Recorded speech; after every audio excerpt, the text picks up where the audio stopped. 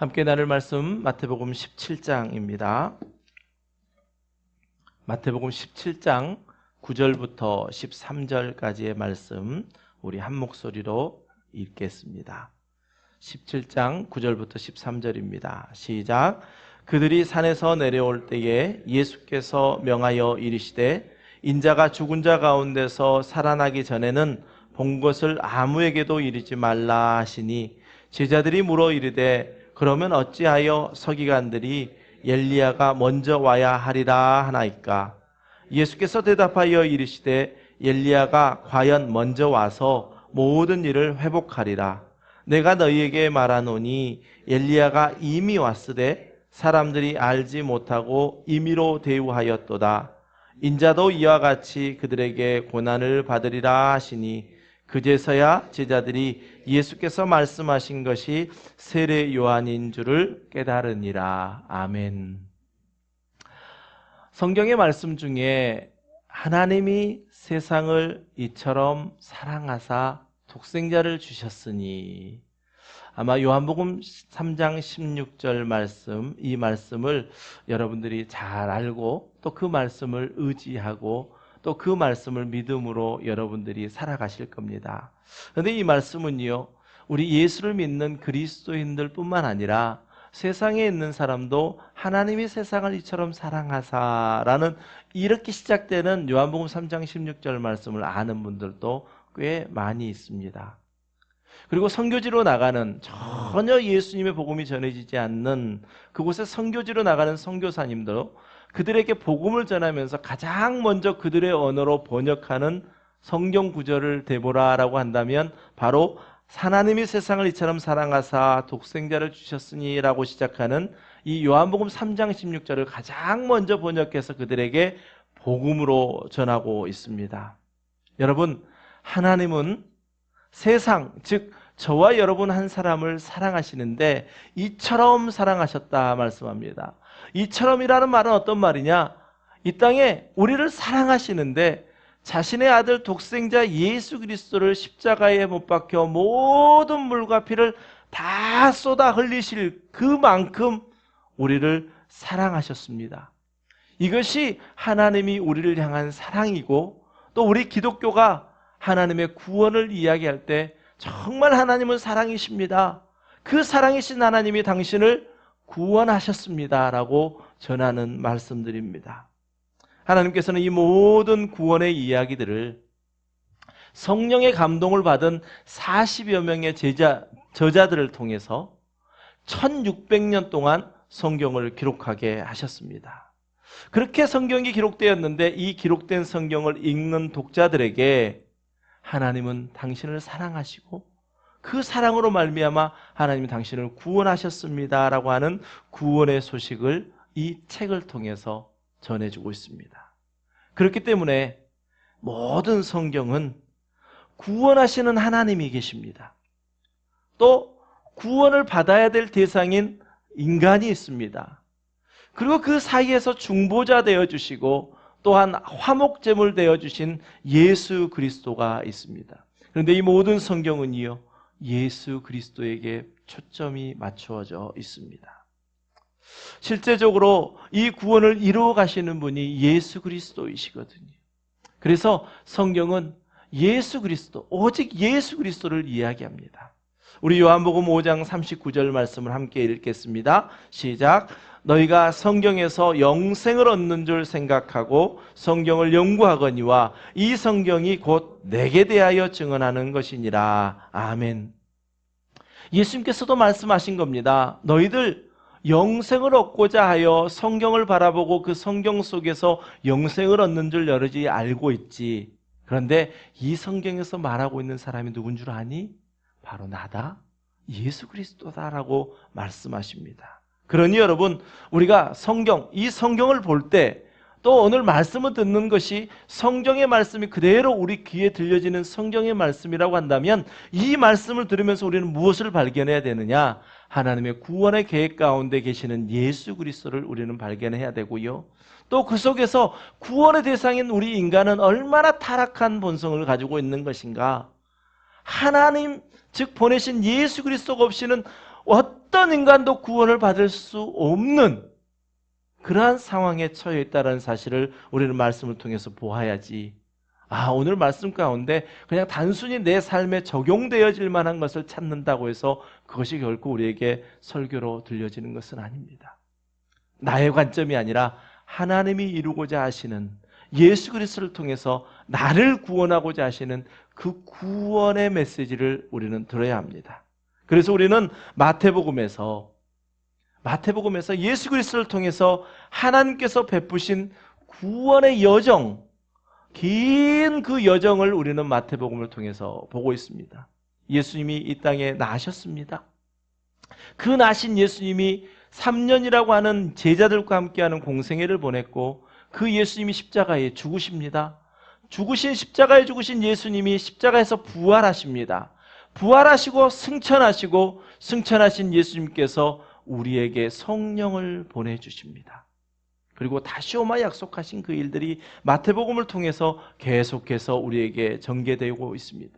그것이 바로 구원의 여정입니다. 특별히 오늘 우리가 읽은 말씀, 또 포함해서 지난주 말씀과 함께 17장 1절부터 13절까지의 말씀은 예수님의 모습이 변형되셨습니다.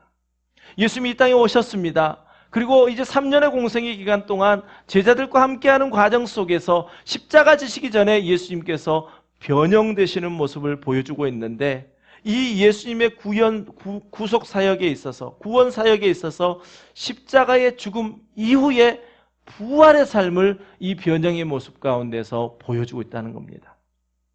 우리가 마태복음 16장을 나누면서 십자가는 죽음입니다. 죽음까지 가야 우리는 부활의 세계를 맛볼 수 있습니다라고 이야기했습니다. 예수님께서는 십자가의 죽음을 이야기하신 다음 이제 그 부활의 세계에 있을 일들을 제자들을 통해서 먼저 보여주신 것입니다. 지난주 말씀을 우리에게 잠깐 리뷰해 보겠습니다. 예수님께서 이 땅에 오셔서 목수로서의 삶을 사시다가 3년의 공생애를 갔습니다. 제자들과 함께 하시면서 3년 중에 2년쯤 되는 때에 이제 내가 십자가에 죽을 거야 라고 제자들에게 처음으로 말씀하십니다. 그때 제자들은 전혀 알지 못했습니다. 예수님이 왜 십자가에 죽으셔야 되지? 그러면 우리 같으면 내가 왜 죽어야 되고 그것을 계속 이야기할 것 같지요. 그런데 예수님께서는 아랑곳하지 않고요, 이제 죽고 난 다음에 부활하실 그 내용을 보여주시기 위해서 베드로와 야고보와 요한이라고 하는 세 제자, 12명 중에 세 제자를 데리고 높은 산에 올라가셔서 부활의 세계를 보여주십니다. 다시 말하면 하늘의 영광에 있는 그 세계를 보여주십니다. 그것이 바로 변형된 예수님의 모습을 보여주는 겁니다. 그 안에서 또 그 높은 산에 올라갔을 때 모세와 엘리야를 함께 보게 되는 일들을 제자들이 보았습니다. 얼마나 황홀했겠습니까? 인간 세계에서 볼 수 없는 일들이 천상에서 하늘의 세계에 있는 일들을 볼 수 있었으니 베드로가 이야기하지요. 4절에서 그랬습니다. 만일 주께서 원하시면 내가 여기 초막 셋을 짓되 하나는 주를 위하여, 하나는 모세를 위하여, 하나는 엘리야를 위해서 우리 여기서 잡시다. 지금 본 영광이 너무나도 황홀하고 너무나도 아름답고 여기에 계속 머물고 싶어서 베드로가 이야기한 겁니다. 하지만 여러분, 하나님의 구속의 여정은, 예수 그리스도의 구속의 그 길은 이 변화산상에서 변화된 그 예수님의 모습에서 결코 멈출 수가 없었습니다. 베드로는 간절히 원했지만 예수님이 가고자 하시는 그 길, 이제 십자가의 죽으심의 길과 십자가에서 다시 부활하셔야 되는 길과 또 있을 모든 그 예수님의 구원 사역의 일들이 여기서 멈춰설 수 없었다는 것입니다. 여러분, 그렇습니다. 예수님은 이 땅에 오셨습니다. 구약의 모든 선지자들이 예언한 대로 예수님은 오셨습니다. 하지만 예수님을 통해서 이루어진 그 세계는 구약의 세계에 이어진 것이 분명하지만 완전히 다른 세계가 예수님을 통해서 펼쳐집니다.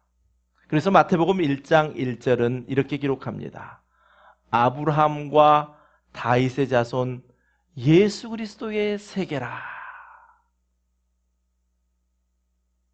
이제 시작되는 시대는 어떤 시대냐면 예수 그리스도의 세계라라는 겁니다. 여러분, 아브라함과 다윗의 자손 예수 그리스도의 세계, 이 말 속에서도 분명히 예수님은 구약에 있는 그 모든 일들을 이어서 왔지만 이제 새롭게 시작된 것은 이전 것은 지나가고 새롭게 예수 그리스도로 시작되는 부활의 세계, 즉 새로운 세계, 새 창조된 세계를 예수 그리스도로 통해서 펼쳐지게 된다는 것을 말씀하고 있습니다. 여러분, 지금 우리가 살고 있는 시대가 바로 그 부활의 세계이고요. 지금 우리가 살고 있는 이 시대가 새 창조된 시대이고요. 지금 저와 여러분이 살고 있는 시대를 바로 부활의 세계라고 말합니다. 오늘 본문 9절 다시 한번 우리 읽어보겠습니다. 처음 시작하는 9절이었습니다. 시작. 그들이 산에서 내려올 때에 예수께서 명하여 이르시되 인자가 죽은 자 가운데서 살아나기 전에는 본 것을 아무에게도 이르지 말라 하시니. 아멘. 정말 우리가 알다시피 베드로와 야고보와 요한은 엄청난 체험을 했습니다. 세상에 누구도 볼 수 없는 일을 엿보았습니다. 그런데 예수님께서 뭐라고 말씀하시느냐? 다른 사람에게 말하지 마라. 내가 죽은 자 가운데서 다시 살아나는 그 부활이 있기 전에는 이거 말하면 안 돼 라고 말씀하셨습니다. 왜 예수님께서는 말하면 안 된다라고 이야기하셨을까요? 이렇게 생각할 수도 있습니다. 예수님의 제자가 몇 명이었죠? 12명이었잖아요. 그런데 예수님이 특별히 몇 명을 데리고 산에 가셨습니까? 3명을 데리고 가셨습니다. 그런데 다른 제자들은 뭐야, 예수님 왜 편견을 가지시지? 왜 쟤들만 데려가는 거야? 그럴 수도 있겠지요. 제자 공동체에서 항상 누가 크냐의 문제가 늘 있었으니까요. 그런데 그것보다 더 큰, 더 깊은 의미가 분명히 예수님에게 있었습니다. 10절 말씀을 한번 보십시오. 예수님께서 너희들 말하면 안 돼 라고 이야기했는데 제자들이 10절에서 이야기하는 것을 보니까 조금 반응이 이상합니다. 너 말하면 안 돼? 그러면 뭐라고 물어야 될까요? 왜 말하면 안 돼요? 라고 물어야 될 것 같은데 제자들은 뭐라고 이야기하냐면 그러면 어째서 서기관들은 엘리야가 먼저 와야 하리라 합니까? 이 질문은 우리가 구약 성경의 마지막 성경인 말라기서를 봐야 어떤 의미인지 알 수 있습니다. 우리 말라기서를 보는데요. 구약의 마지막 39번째 책이 말라기고 4장 5절과 6절은 구약의 제일 마지막의 두 구절입니다. 함께 우리 읽어보겠습니다. 시작. 보라, 여호와의 크고 두려운 날이 이르기 전에 내가 선지자 엘리야를 너에게 보내리니 그가 아버지의 마음을 자녀에게로 돌이키게 하고 자녀들의 마음을 그들의 아버지에게로 돌이키게 하리라. 돌이키지 아니하면 두렵건대 내가 와서 저주로 그 땅을 칠까 하노라 하시니라. 아멘. 여기 한마디로 말하면 무엇이냐면 두렵고 크고 두려운 날, 즉 메시아가 오시는 그날이 있는데 그날 전에 누가 온다라고 이야기합니까? 엘리야가 온답니다.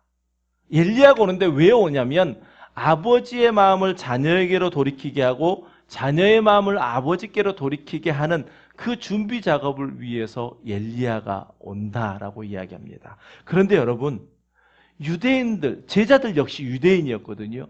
유대인들에게는 메시아 사상이 있었습니다. 메시아가 오시면 지금 우리가 이렇게 힘들고 압제 속에 있는 이 상황 가운데 그 메시아는 강한 힘을 가지고 우리를 구해 주실 거다라는 그러한 소망을 가지고 있었습니다. 그런데 그 메시아가 오시기 전에 누가 온다고요? 엘리야가 온다고요. 그런데 베드로와 야고보와 요한이 지금 높은 산에서 누구를 봤습니까? 엘리야를 봤잖아요. 그러니까 제자들 속에서는요, 우와, 엘리야가 왔네? 그러면 이제 메시아가 오는 거 분명하잖아.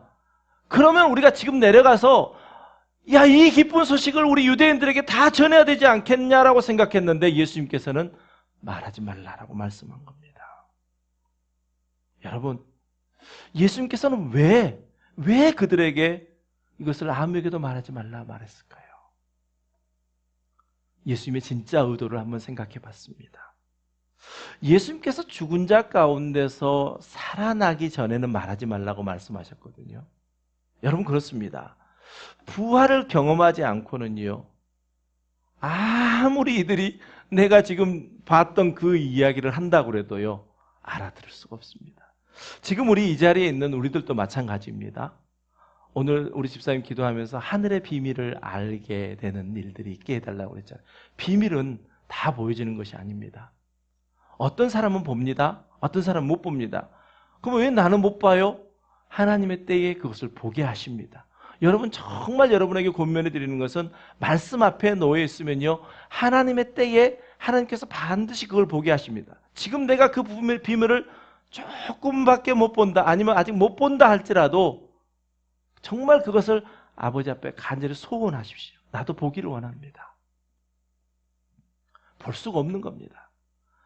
베드로와 야고보와 요한이 내가 지금 이런 걸 봤다라고 아무리 이야기해도요, 그것을 알아들을 사람이 하나도 없습니다. 그런데 예수님께서 전제했던 건 무엇이냐면, 내가 죽은 자 가운데서 살아나는 일, 그 일이 있기 전에는, 다시 말하면 예수님께서 십자가에 죽으시고 부활하시는 그 광경을 봄으로 말미암아 사람들에게는 이제 조금씩 그것이 들려질 것입니다. 여러분, 내 안에서 내가 죽고 그리스도가 사는 삶이 부활의 세상이거든요. 근데 이것을 우리가 정말 쉽게 이해하기는 어렵습니다. 예수님의 제자 베드로가 그 대표적인 예 아닙니까? 베드로가 그랬습니다. 예수님의 십자가의 부활, 그리고 성령을 보내주신 그 경험을 하기 이전에 베드로는요, 예수님이 내 십자가에 죽을 거야 하는데, 안 돼요. 절대 그러시면 안 돼요. 항변하며 그걸 말렸습니다. 그래서 예수님께서 사탄아 내 뒤로 물러가라 라고 이야기했지 않습니까? 또 지금 이 변화되어지는 예수님의 모습을 보면서 예수님의 그 구원의 여정 가운데 그 일들이 일어나는 건데, 여기가 좋사오니 라고 이야기한단 말입니다. 성령 받기 이전에 베드로는 그렇습니다. 너무나도 황홀했던 모습 가운데 그 자리에 머물고 싶은 거 정말 이해됩니다. 우리가 처음 예수님을 만나고 그 좋은 시절, 야, 주님이 나를 사랑하시고 나 같은 죄인을 살리신 그 주님의 은혜를 얼마나 감사하면서 여기가 좋사오니, 얼마나 우리도 그런 고백을 했습니까? 그런데 여러분, 예수님의 십자가의 죽으심과 부활을 경험하고 부활의 영이신 성령을 받고 난 그 이후에 베드로는 완전히 바뀌었습니다. 성령으로 살았던 베드로는요, 지금은 정말 천방지축이고 늘 호언장담하면서 그것을 어겨버리는, 이야, 저래놓고 또 저런 말을 하나라고 이야기하는 것 같았지만, 성령을 받은 이후의 베드로의 삶은요, 주의 일에서 한 번도 돌이킨 적이 없습니다. 돌아선 적이 없습니다. 오직 주를 향하여 달려갔었습니다. 그의 마지막 죽음을 어떻게 이야기하냐면, 어떻게 내가 예수님처럼 십자가에 그냥 죽을 수 있느냐, 나는 거꾸로 십자가에 매달려 죽겠다라고 했던 그 베드로의 모습입니다. 여러분, 그렇습니다. 베드로의 모습만 우리가 예를 들어서 봐도요, 성령 받기 이전과 성령 받은 이후의 베드로의 삶은 완전히 다릅니다. 얼마만큼 다릅니까? 하늘과 땅과 같이 다릅니다. 애들한테 엄마를 사랑하지? 얼마나 사랑해? 하늘만큼 땅만큼이요 라고 이야기하는 것처럼, 하늘과 땅은 정말 동이 서에서 먼 것 같이, 또 죽은 자와 산 자와 완전히 다른 것 같이 성령을 경험한 자와 경험하지 못한 자의 차이는 이렇게 큽니다. 여러분, 그러니 이 부활의 세계를 경험해 보지 않는 사람들에게 내가 그 변화산에서 있었던 그 예수님의 변화된 모습을 아무리 전한다고 그래요, 그게 받아들여지겠습니까? 그런데 저와 여러분은 다릅니다. 저와 여러분 안에 성령이 거하시기 때문에 그 성령으로 말미암아 우리는 부활의 세계를 사는 겁니다 라고 전달하면요, 내 머릿속에서는 그게 무슨 이야기야 라고 하지만, 내 안에 계신 성령으로 말미암아 그것이 반응되어져 나도 모르게, 아, 내가 그런 하나님의 아들, 즉 상속자가 된 사람이구나 라는 것들이 우리 속에서 계속해서 자라나게 된다는 겁니다. 여러분, 그렇습니다. 알아들을 수 없었습니다. 그 당시에는 어느 누구도 알아들을 수 없었습니다. 그래서 예수님께서는 그것을 아직 말하지 말라. 그럼 여러분, 우리는 지금 말해야 됩니까? 말하지 말아야 됩니까? 우리는 말해야 됩니다. 우리는 말해도요, 그 사람이 이해하지 못한 것 같지만 그 속에 계신 성령으로 말미암아 그것이 깨달아지게 되기 때문입니다. 우리는 말해야 됩니다. 그리고 예수님께서는 제자들이 10절에서 질문했던 내용에 대해서 이제 11절과 12절에서 대답해 주십니다. 우리 함께 읽습니다. 시작. 예수께서 대답하여 이르시되 엘리야가 과연 먼저 와서 모든 일을 회복하리라. 아멘. 여기까지. 모든 일을 회복한다는 건 뭐지요? 우리가 말라기서에서 보았던 것처럼 아버지의 마음을 돌이켜 자녀들에게, 자녀들의 마음을 돌이켜 아버지에게, 이것을 엘리야가 오면 회복하리라 라고 이야기합니다. 계속 읽습니다. 시작. 내가 너희에게 말하노니 엘리야가 이미 왔으되 사람들이 알지 못하고 임의로 대하였도다. 인자도 이와 같이 그들에게 고난을 받으리라 하시니. 아멘. 제자들의 질문에 대해 예수님의 대답은 무엇이냐면 엘리야가 이미 왔다. 아마 그때 제자들은 어떤 생각을 했을까요? 베드로와 야고보와 요한은 예, 맞잖아요. 나도 봤어요.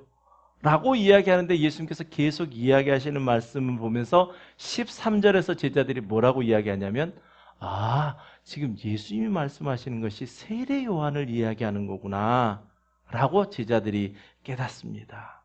여러분, 구약 말라기서에서 예언했던 그 예언의 말씀이 성취되었습니다. 이제 엘리야가 왔으니 누구만 오면 됩니까? 메시아만 오면 됩니다. 그런데 중요한 것은 무엇이냐면 엘리야, 즉 세례 요한이 왔는데 아무도 알아보지 못했다라는 겁니다.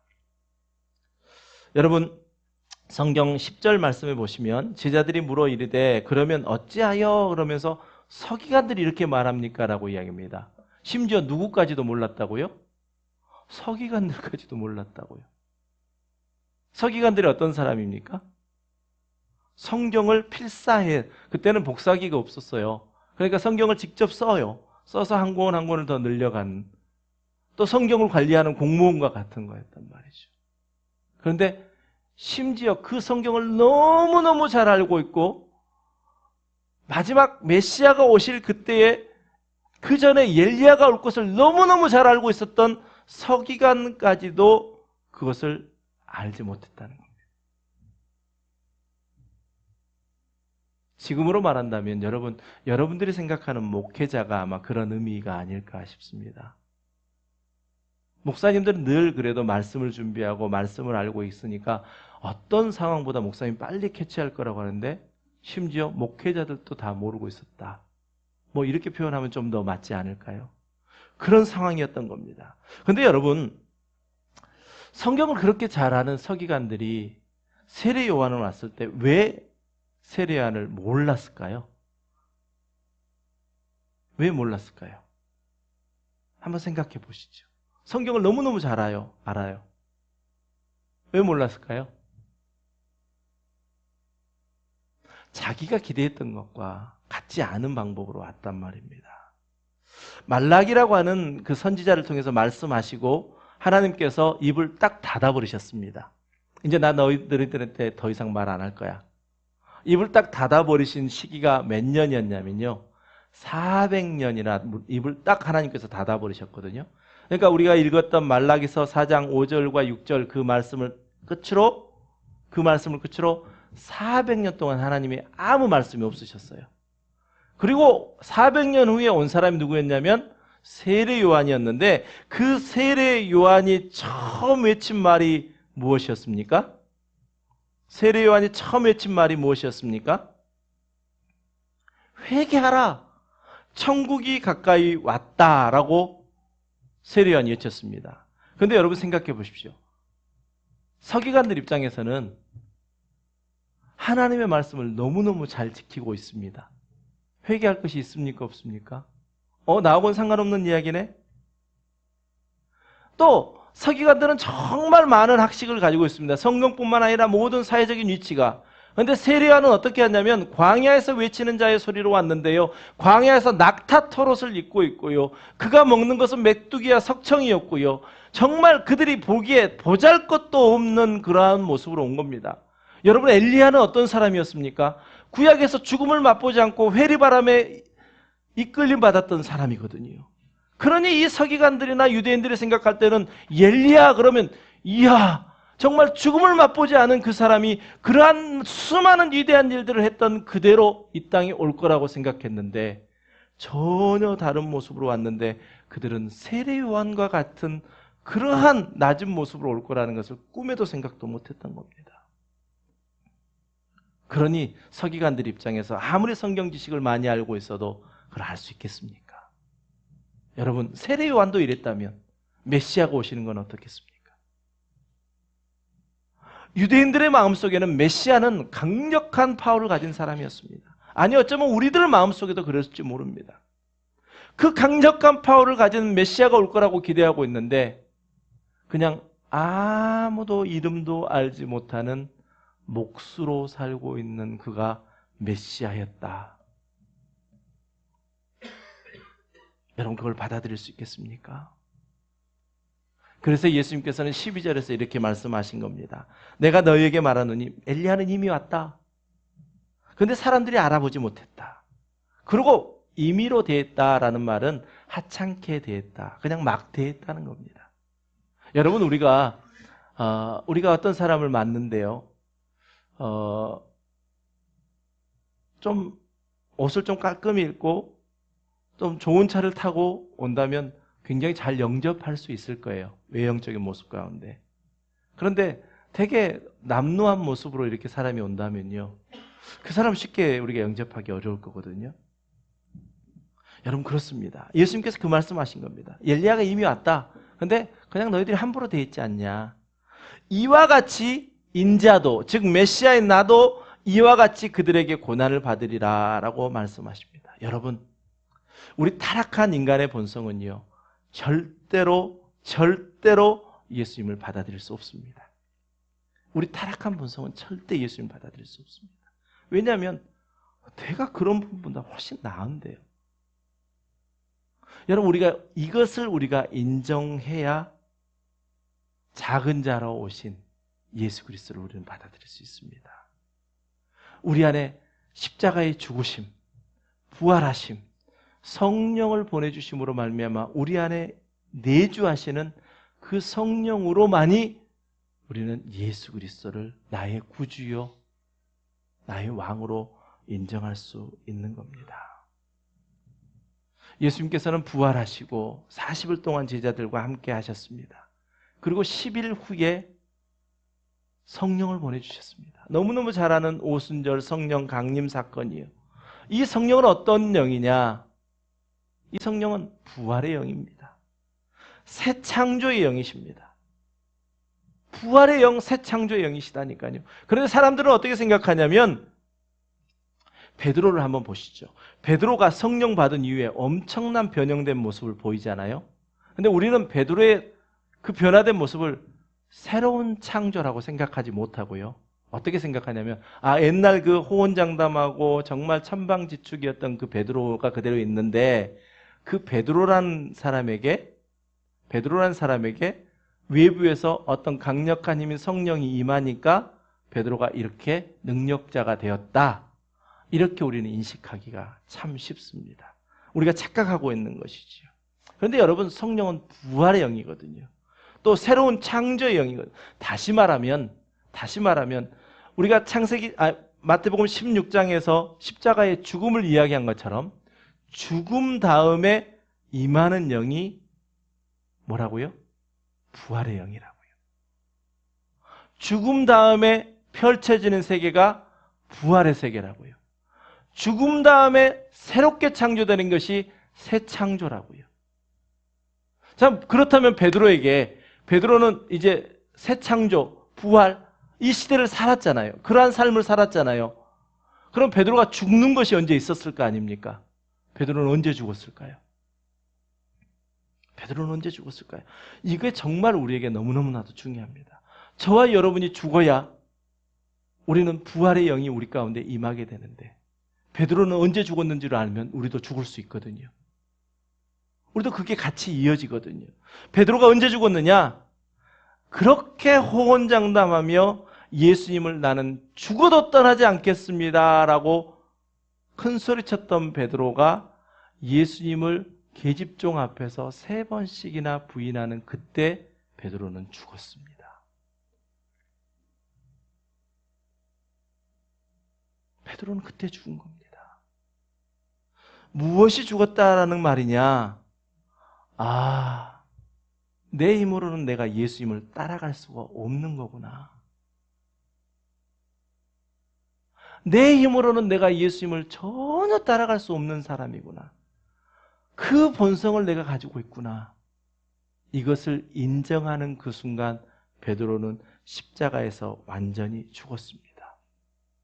이렇게 죽을 때 그때 비로소 무엇이 왔다고요? 오순절 새로운 창조의 영, 부활의 영이 그에게 임했다는 겁니다. 우리 신앙생활하면서 그런 이야기 많이 들었죠. 내가 성령을 받았는데 말이야, 내가 금식하며 열심히 기도했더니 내게 성령이 임했다? 속지 마십시오. 속지 마십시오. 절대 속지 마십시오.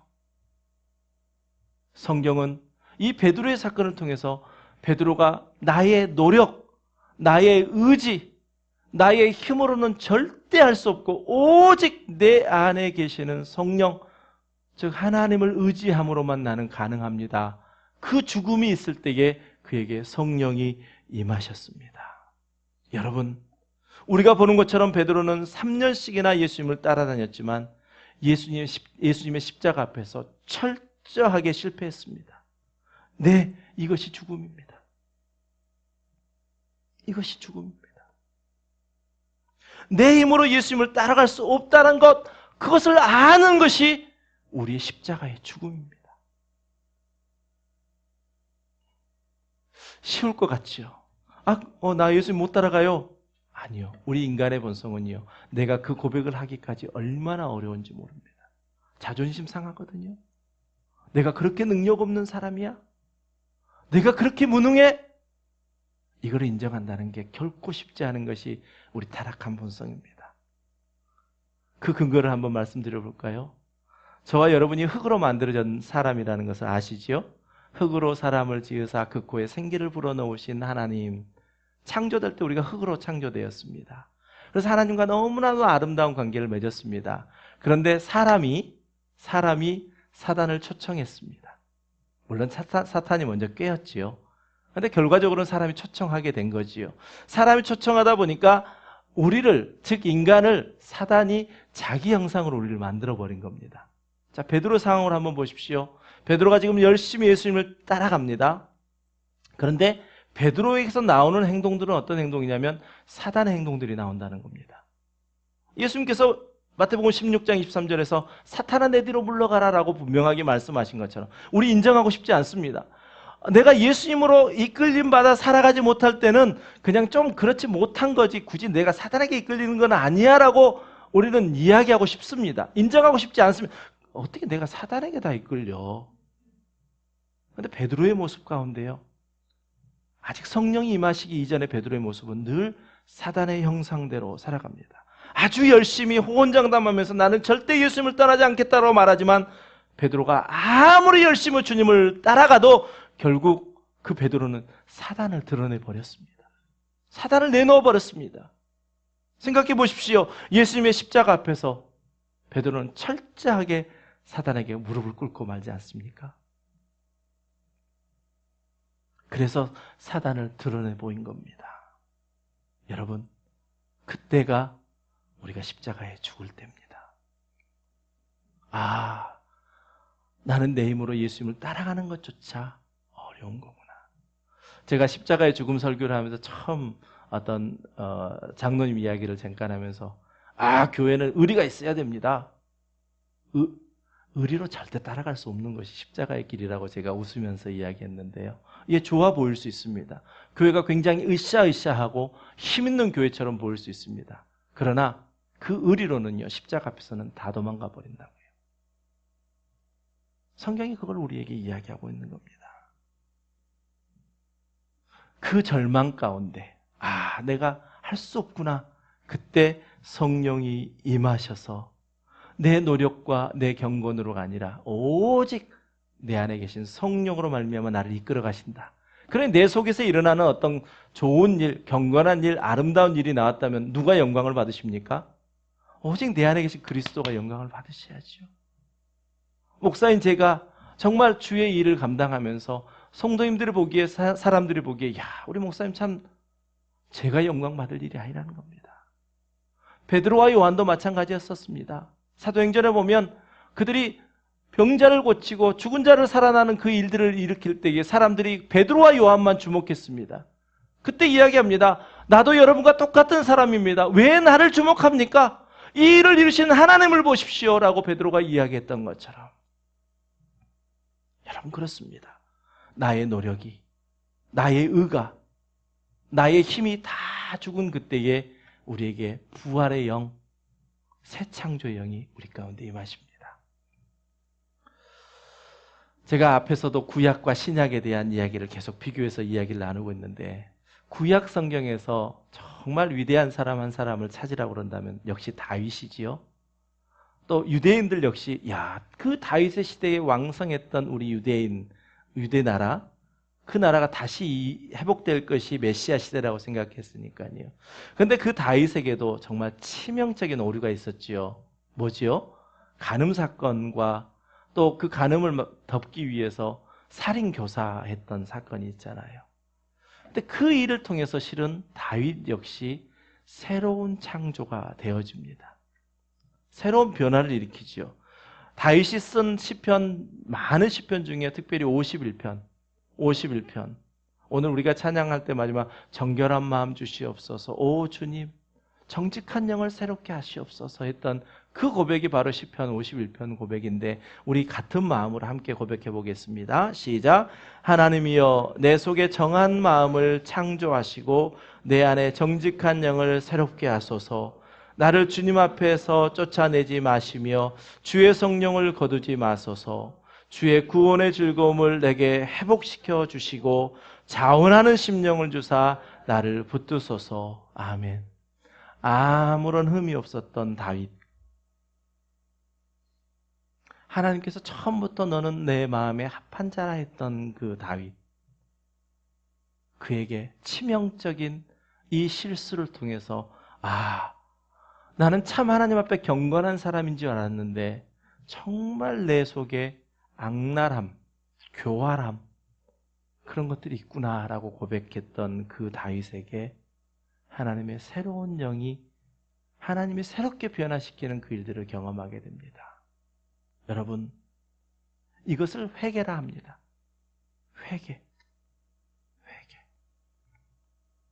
그래서 성령을 받은 베드로가 사도행전 2장 38절에서 이렇게 이야기합니다. 베드로가 이르되 너희가 회개하여 각각 예수 이름 그리스도의 이름으로 세례를 받고 죄사함을 받으라. 그리하면 성령의 선물을 받으리라. 여러분 제가 다윗의 이야기를 했는데요. 다윗은 구약의 사람입니다. 우리는 신약을 살아가는 사람입니다. 여기서 분명히 우리가 꼭 알아야 될 것은 무엇이냐면 다윗은 정말 위대한 사람이었습니다. 그런데 다윗은 구약의 사람입니다. 그래서 다윗은 새 창조, 즉 부활의 영으로 살아가는 삶을 경험을 못했습니다. 그런데 저와 여러분은 다르다는 겁니다. 우리 히브리서 11장 39절 말씀을 보면 이 사람들은 이란 말씀은 앞에서부터 쭉 문맥을 이어보면 구약의 사람들을 이야기합니다. 이 구약의 사람들은 다 믿음으로 말미암아 즉 오실 예수 그리스도를 믿음으로 말미암아 증거를 받았다. 그러나 약속된 것을 받지 못했다라고 이야기합니다. 약속된 것은 무엇입니까? 성령을 받지 못한 겁니다. 성령을 받지 못한 겁니다. 구약의 인물 다윗에게는 증거만 있습니다. 약속된 것이 없습니다. 하지만 저와 여러분은 어떻습니까? 저와 여러분은 아무리 우리가 다윗왕과 비교해 봤을 때 정말 우리에게 부족한 인간인 것 같지만 우리에게 정말 놀랍고 큰 중요한 사실이 있는데 우리는 약속된 것을 받은 자들이라는 거지요. 여러분, 성령이 임하신 시대, 부활의 세계를 살고 있는 저와 여러분은요, 정말 다른 세계를 사는 겁니다. 아브라함과 다윗의 자손 예수 그리스도의 세계를 살고 있는 겁니다. 다윗은 그럴 거예요, 아마. 지금 우리를 보면서 야, 난 네가 부러워. 네가 부러워. 근데 우리는 어떻습니까? 다윗이 부러워요. 왜 그렇게 우리는 다윗이 부러워질 수밖에 없을까요? 이 시대가 얼마나 우리에게 영광스러운 시대인지, 이 시대가 얼마나 우리에게 하나님의 영광이 빛나는 그 시대인지를 우리가 모르기 때문에 다윗의 영광을 바라보고 있기 때문입니다. 여러분, 예수님으로 시작된 부활의 세계는 그 어떤 것과 전혀 비교할 수 없습니다. 아멘이십니까? 예, 우리가 사는 시대가 바로 그 시대입니다. 영광의 세계입니다. 예수님의 변형된 모습을 얼굴이 해와 같이 빛났고 옷이 빛과 같이 희어진 것, 이렇게 이야기한 게 바로 부활의 세계라고 이야기했지 않습니까? 그런데 하나님께서는 우리를 어떻게 하려고 부르셨다고요?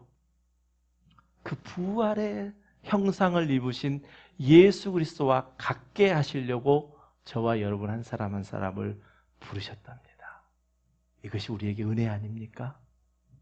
내가 뭐 한 거 있다고, 내게 어떤 선한 것이 있었다고, 아니요, 나는 정말 주님을 따라갈 힘도 없습니다. 따라갈 수 있는 능력도 없습니다. 그 고백이 있을 때 우리에게 하나님이 부르신 그 아들의 형상과 같게 되어지는 그러한 존귀한 자로 저와 여러분 한 사람 한 사람 부르셨다는 겁니다. 여러분, 우리가 사는 시대가 부활의 세계입니다. 저와 여러분이 부활의 영, 새 창조의 영이 우리 가운데 계심으로 말미암아 우리는 부활의 세계를 살고 있습니다. 그러니 여러분, 이 모든 것은 나의 노력이 죽고 오직 예수 그리스도만이 사시는 내 안에 내가 사는 것이 아니요 오직 그리스도만 사는 삶, 그 삶 속에서만 누리게 되는 영광의 세계입니다. 예수 그리스도의 세계라. 저와 여러분 모두가 이 땅을 사실 때 정말 그 복된 세상, 영광의 세상, 그 영광의 세상에 눈을 떠서 사시다가 또 마지막 주님 우리 오라 하실 때에, 그때는 정말 이 고통과 슬픔과 이것이 공존되는 것이 아니라 온전한 하나님의 은혜로 구속받은 자들만 모여있는 그 천상의 세계에서 더 큰 기쁨을 누리게 사시는 저와 여러분 되시기를 주님의 이름으로 간절히 축원합니다. 아멘. 이제는 교회 머리 되신 우리 주 예수 그리스도의 은혜와 독생자 아들까지 아끼지 않으셨던 하나님 아버지의 극진하신 사랑과 성령님의 감화감동 내주 교통하심의 역사가 부활의 영으로 사는 복된 부활의 세계를 누리며 살기를 간절히 소원하며 함께 예배한 모든 성도님들의 머리 위에 이제부터 영원까지 함께 하시기를 간절히 축원하옵나이다. 아멘.